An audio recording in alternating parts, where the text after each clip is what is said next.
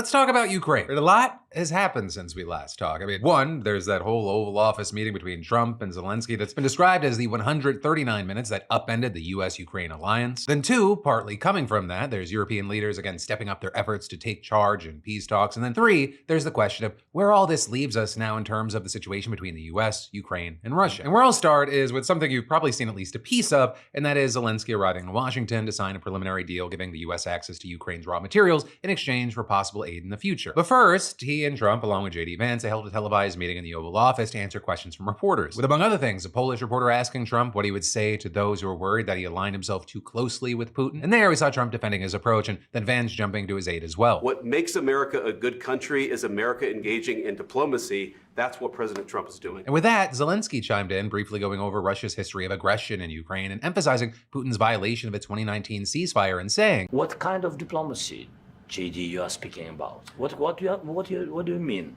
I'm talking about the kind of diplomacy that's going to end the destruction of your country. Yes, but if you Mr. President, with respect, I think it's disrespectful for you to come into the Oval Office and try to litigate this in front of the American media. And of course, from there, it just escalated. You should be thanking the president for trying to bring an end to this conflict. Have you ever been to Ukraine that you say what problems we have?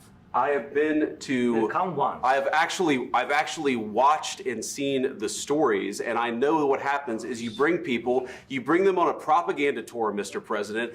Do you disagree that you've had problems bringing people into your military? And do you think that it's respectful to come to the Oval Office of the United States of America and attack the administration that is trying to prevent the destruction of your country? And then with that, it wasn't long before Trump put in his 2 cents, quickly shutting down an attempt by Zelensky to respond to Vance and kind of just piling on. Right now, not in a very good position. You've allowed yourself to be in a very bad position, and he happens to be right about it. From the very beginning of the war. You're not in a good position. You don't have the the cards right now. With us, you start having cards. But right now, you don't. You're playing cards. You're playing cards. You're gambling with the lives of millions of people. You're gambling with World War III. You're gambling with World War III. And what you're doing is very disrespectful to the country, this country. That's back to you, far more than a lot of people said they should have. Have you said thank you once this entire meeting?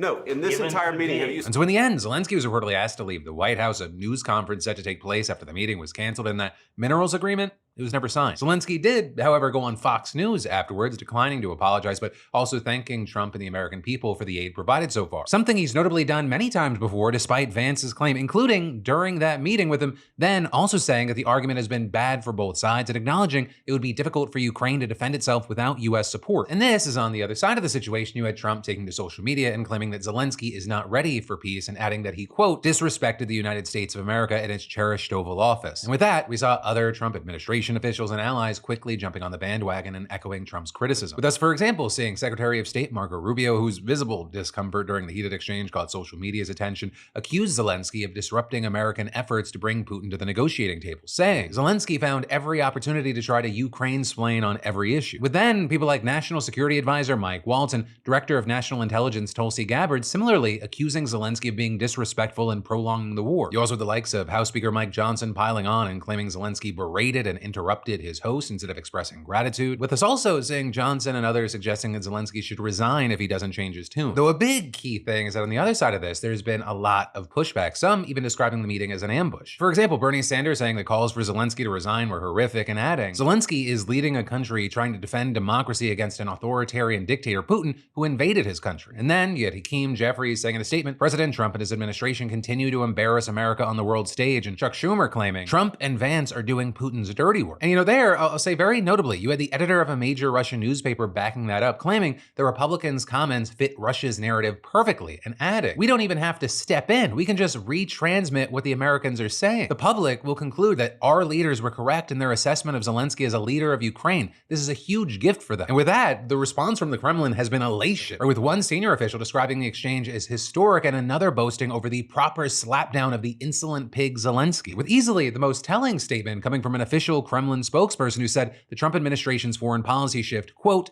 largely aligns with our vision. And so with that, this meeting, it's been seen by some as a pretty decisive moment marking this drastic shift in US foreign policy that we've been talking about for weeks. Which brings us to part 2 of this whole thing, right? What is Europe doing about it? Well, there, just a day after being yelled at by Trump and Vance, Zelensky received a very, very warm welcome in London for a meeting with leaders from not only the UK, but several other European countries as well as Canada. While this meeting was already set to take place ahead of the Oval Office incident, it's safe to say that what happened was on people's minds. And so with that, you had British Prime Minister Keir Starmer announcing that the UK and France would lead a so-called coalition of the willing to help end the fighting by coming up with a plan for a lasting ceasefire to deliver together to the US. Without ironing out all the details, those present reportedly agreed to sustain or boost military aid flowing to Ukraine, as well as insist that Kyiv be directly involved in any negotiations with Moscow to end the war. You also separately had Starmer doubling down on the UK's individual support for Ukraine, announcing a new $2.8 billion loan for Ukraine backed by frozen Russian assets, as well as $2 billion in export financing to help purchase air defense missiles manufactured in Northern Ireland, with Starmer there saying that the goal was to arm Ukraine sufficiently so that it could begin any peace talks from a position of strength. And a very big thing with that is that Starmer also announced for the first time this weekend that he was ready to put British boots on the ground in Ukraine as part of a deal if necessary. And in fact, with that, while the Trump administration has ruled out having American troops in Ukraine, it reportedly has not ruled out the possibility of supporting a European force. In fact, the White House has reportedly asked what kind of US backing might be necessary, with the European requests including intelligence, surveillance, and reconnaissance capabilities and potential air cover or help with air defenses. Also, notably, as we're talking about European troops in Ukraine, European leaders are also worried about the potential withdrawal of American troops from other parts of Europe. But with all that, the UK is now saying several ceasefire proposals are on the table, with France even suggesting a 1-month truce to get the ball rolling, so to speak. But ultimately, and this is kind of the third part of this whole discussion, no one is really claiming that a deal can be reached without the US being on board, which is why it appears Zelensky, even after his treatment in the Oval Office, was issuing yet another statement thanking the US for support, with him also saying this weekend that he believes that he can salvage his and his country's relationship with Trump and the US, and saying that he was still willing to sign the deal granting the US access to Ukraine's rare earth minerals. So, notably there, Trump's Treasury Secretary has said that the deal is no longer on the table after Zelensky chose to, quote, blow that up. And with that, Trump has reportedly been meeting with members of his team to consider the suspension of US military aid to Ukraine. And this is at the same time Secretary of Defense Pete Hegseth has ordered the Pentagon to stop offensive cyber operations against Russia. Now, notably there, this order was issued before Trump's outburst in the Oval Office, and it's reportedly part of a larger reevaluation of all operations against Russia, which I will say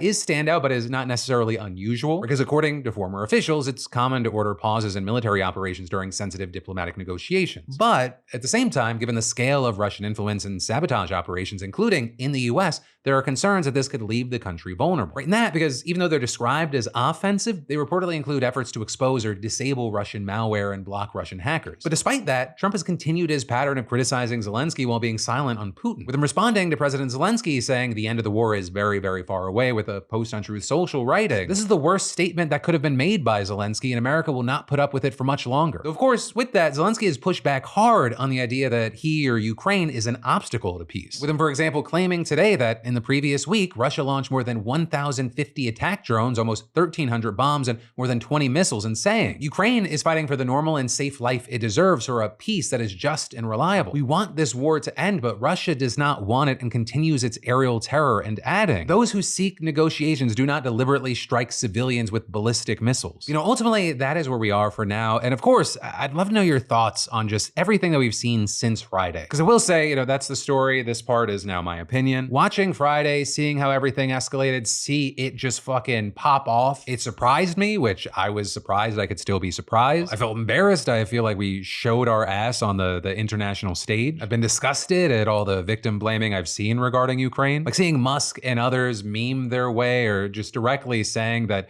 Ukraine's at fault or Zelensky's at fault for all the Ukrainians dying, even though they're defending against a fucking unwarranted, insane, violent invasion. As if Russia wasn't the one that started this and actively invaded and brought the violence to Ukraine. All while Zelensky's hangup isn't that he just really, really wants a forever war, but it being that Putin has repeatedly lied and broken ceasefire. So unless there's a security guarantee, Russia is just gonna pause, rearm, and then continue its reign of terror and murder against them. And while it's definitely not a universal thing, it's been very interesting to see so many people that are a part of like the Republican Party or the conservative movement, people that you'd normally be like, hey, Russia is the bad guy, like you gotta watch out for Putin, fucking murderer. Now, increasingly repeating Russian propaganda and echoing Russian talking points. But again, that's the news, then separately my opinion, and whether you agree or you disagree with me, I'd love to hear from you in those comments down below.